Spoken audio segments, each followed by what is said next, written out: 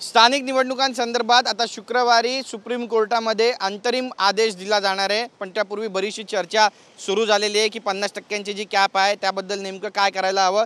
आणि आपल्यासोबत याबद्दल चर्चा करण्यासाठी ओबीसी नेते लक्ष्मण हाके आपण त्यांच्याशी बातचीत करणार आहोत। तुम्ही ओबीसी आरक्षणासंदर्भात आणि त्यांच्या लढ्यासंदर्भात आक्रमक भूमिका घेतलेली आहे, कसं पाहता याकडे? खरं तर सर्वोच्च न्यायालयाचा निर्णय हा शेवटी मान्यच करावा लागेल।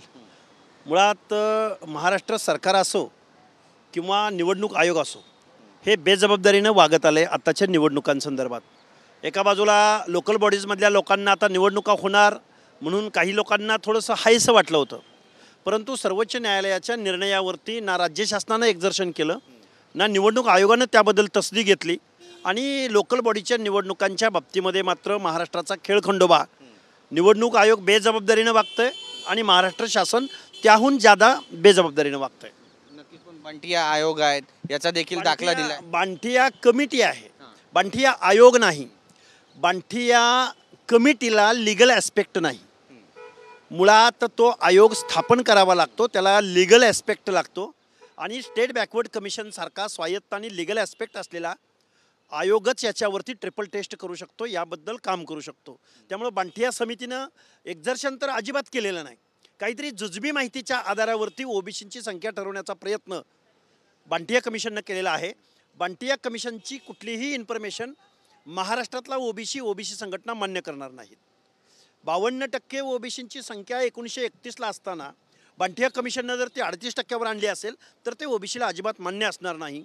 मुळात गेल्या 5-6 वर्षाच्या कालावधीमध्ये गव्हर्नमेंट कोणतंही असो त्यांनी वेळ काढूपणा केलेला आहे, लोकल बॉडीजकडं बेजबाबदारीनं पाहिलेलं आहे, ओबीसी रिझर्वेशनवरती कुठल्याही प्रकारचं काम करण्याचं टाळलेलं आहे। पण तुमची भूमिका काय असेल मग? कारण ते म्हणतात की घटनापीठाच्या निर्णयापुढे कोणी जाऊ नका, सुप्रीम कोर्ट असं म्हणताय की तुमच्यासाठी दिला सुप्रीम कोर्टाबद्दल आमचं मत काहीच नाही ना। सुप्रीम कोर्ट जे म्हणतंय ते बरोबरच आहे ना।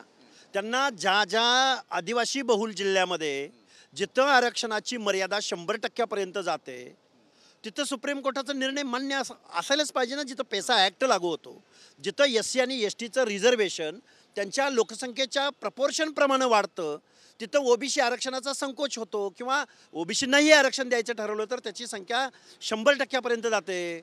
याच्यावरती तोडगा काढण्याचं काम कुणी केलं? बिहार सरकारनं केलं, तेलंगणानं केलं, मध्य प्रदेशनं केलं, उत्तरांचलनं केलं।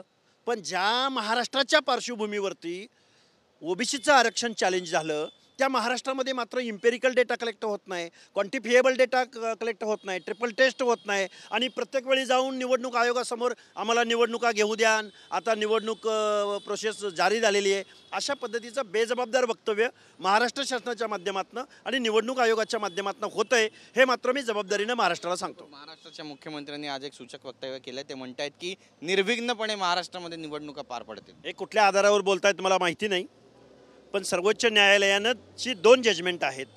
एक तर 50%च्या कॅपच्या पुढं रिझर्वेशन गेलं नाही पाहिजे हा कायदा सांगतो, त्यामुळे कायदा तोडून कुणालाच काही करता येणार नाही। पण त्याच्यावरती काम करायची तसदी मात्र इथलं लोकनियुक्त सरकार घेत नाही आणि प्रत्येक वेळी जाऊन कोर्टाच्या समोर जाऊन लोटांगण घालण्याचा प्रकार शासनामार्फत आणि निवडणूक आयोगामार्फत होतोय। नक्कीच, मुंडवा जमीन घोटाळा प्रकरणी आता 22वा दिवस आहे। अंजली दमनिया वारंवार याचा पाठपुरावा करतायत। पार्थ पवार यांचं नाव समोर येत आहे, वीज बिल त्यांच्या नावावर आहे असा आरोप सुद्धा अंजलीताई दमनिया करतायत। पण FIR दाखल झाला नाहीये, कसं पाहता या एकंदरीतच घटनेकडे? याच्यात मी परत एकदा सांगेन, दादांच्या पदाचा, दादांच्या ऑफिसचा, ऑफिस ऑफ प्रॉफिट म्हणतात त्याला लॉच्या भाषेमध्ये, याचा गैरवापर निश्चित होतोय। त्यामुळं ह्या ज्या घटना घडत आहेत त्या सामान्य माणसाच्याकडून जर या घटना घडल्या असत्या तर त्या माणसाचं काय झालं असतं आत्तापर्यंत कायद्याच्या समोर। त्यामुळे पदाचा गैरवापर होतोय। मी लिगली बोलणार आहे, कुठल्या दादाचा वैयक्तिक माझा द्वेष नाही त्यांच्याबरोबर, पण त्यांच्या पदाचा गैरवापर पार्थ पवार प्रकरणात होतोय हे मात्र मी जबाबदारीनं मी तुम्हाला सांगतो। दादा यांचं जे वक्तव्य आहे, त्यांनी जी भाषा वापरलेली आहे त्यावर बऱ्याचशा प्रतिक्रिया येत आहेत, तुम्ही सुद्धा ते ऐकलं असेल। आणि मी करून दाखवलं म्हणून मी बोलतो, पण इतर नेत्यांची शहरं ही भिकार डॅश डॅश असतात अशा स्वरूपाची भाषा त्यांनी वापरली आहे। महाराष्ट्रातला बहुसंख्य निधी जर एका शहराकडे वळवला जात असेल तर बाकीच्या शहरांच्या बाबतीत असं घडणारच ना। त्यामुळे दादा हे बारामतीचे नेते नाही आहेत, दादा हे महाराष्ट्राचे नेते आहेत। बारामतीच्या दायित्वाची जेवढी जबाबदारी दादांवरती आहे तेवढीच महाराष्ट्रातल्या इतर शहरांची सुद्धा जबाबदारी त्यांच्यावर आहे। त्यामुळे हे आनंदानं सांगतायत का कसं काय खेद व्यक्त करावा का आनंद व्यक्त करावा असं वाटतं दादांच्या वक्तव्याबद्दल? पण जी भाषा वापरली त्याबद्दल काय म्हणाल? ही भाषा मुळात जबाबदार मॅच्युअर पुढाऱ्याला शोभणारी भाषा नाही. अजितदादा पवार हे बारामतीचे नेते असल्याप्रमाणे वागतात, माळेगावचे चेअरमन असल्याप्रमाणे वागतात. हे दुर्दैव आहे. निधी आणि मत यांचं काही संगनमत आहे का? कारण स्थानिक स्वराज्य संस्थेच्या निवडणुका आहेत, बऱ्याच ठिकाणी एनसीपीचे नेते जात आहेत, रुपाली चाकणकर बोलत आहेत, दिलीप वळसे पाटील बोलत आहेत, बरेचसे नेते. अजित पवारांपासून ही सुरुवात झाली होती, मत दिला तर निधी दिला जाईल अशा स्वरूपाची ही सगळी वक्तव्य. मुळात या देशामध्ये लोकशाहीचे 3 तेरा वाजलेले आहेत. निवडणूक आयोग स्वायत्त असल्याप्रमाणे आपले हक्क अधिकार विसरलाय की काय असं आम्हाला वाटतं. कारण बिहारच्या निवडणुकाच मुळात लाडक्या बहिणी योजना, इकडं निवडणुकीची अधिसूचना जारी असताना महिलांच्या अकाउंटवरती 10-10 हजार रुपये जमा होणं, हेच निकोप लोकशाहीचं किंवा निवडणूक प्रक्रिया कालावधीमध्ये अशा पद्धतीचं वर्तन हे मुळात लोकशाही विरोधी आहे, लोकशाहीची पायमल्ली करणारं आहे.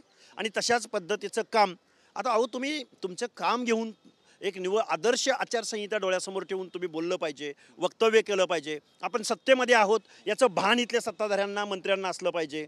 आपण सत्तेमध्ये मांडीला मांडी लावून बसतो आणि आपण एखाद्या GR वरती सह्या आणि आपण जो घेतलेला निर्णय हा सर्व मंत्रिमंडळाच्या बैठकीमध्ये झालेला असतो, याचं भान चंद्रकांत दादांना असलं पाहिजे, अजितदादा पवारांना असलं पाहिजे, सत्तेतल्या सगळ्या मंत्र्यांना असलं पाहिजे. तुम्ही निवडणुकीला सामोरं जाताय म्हणजे असा कोणता तीर मारताय की तुम्ही निवडणुकीला सामोरं जात असताना एकदम एकमेकाच्या परस्पर विरोधी भूमिका घेताय आणि इकडे कॅबिनेटमध्ये मात्र तुम्ही सगळेजण मांडीला मांडी लावून बसताय सत्तेमध्ये? हे महाराष्ट्रातल्या सामान्य जनतेच्या आकलनाच्या पलीकडचं आहे. रुपाली चाकणकर म्हणतायत की तिजोरीच्या चाव्या आमच्याकडे. चंद्रकांत दादा पाटील म्हणतायत की तिजोरीच्या चाव्या जरी तुमच्याकडे असल्या तरी त्या तिजोरीचा मालक आमच्याकडे. कसं पाहावं याकडे? बघा, निव्वळ महाराष्ट्रातल्या सत्ताधाऱ्यांना सत्तेचा माज आल्याचं हे लक्षण आहे. मुळात या महाराष्ट्रामध्ये विरोधक उरला नाही आणि विरोधकांचा यांना विरोध होत नाही. त्यामुळे आता भांडायचं तर विरोधकाबरोबर न भांडता सत्तेमधल्या तिघांमध्ये भांडायचं ठरवलं इथल्या सत्ताधाऱ्यांनी. पण जनता मात्र या सगळ्यांचा करेक्ट कार्यक्रम करेल. परळीच्या प्रचार सभेमध्ये धनंजय मुंडे म्हणाले की मला माझ्या सहकार्याची आठवण येते, वाल्मिक कराड याची आठवण येते असं म्हणतायत. यावर तुमचं उत्तर नेमकं काय असणार? खरं तर धनंजय मुंडे साहेबच याच्यावरती चांगल्या पद्धतीनं उत्तर देऊ शकतील. मी एक सामाजिक कार्यकर्ता आहे, मला काय बोलावं, मी कोणत्या प्रश्नावरती बोलावं हे मी ठरवेल. पण याचं उत्तर धनंजय मुंडे चांगल्या पद्धतीनं देतील. आपण यावरती बोलण्यापेक्षा त्यांचं उत्तर घ्यावं. नक्की. धन्यवाद आमच्याशी बातचीत केल्याबद्दल. कॅमेरा पर्सन प्रेम मात्रेसह गिरीश गायकवाड, TV9 मराठी, मुंबई.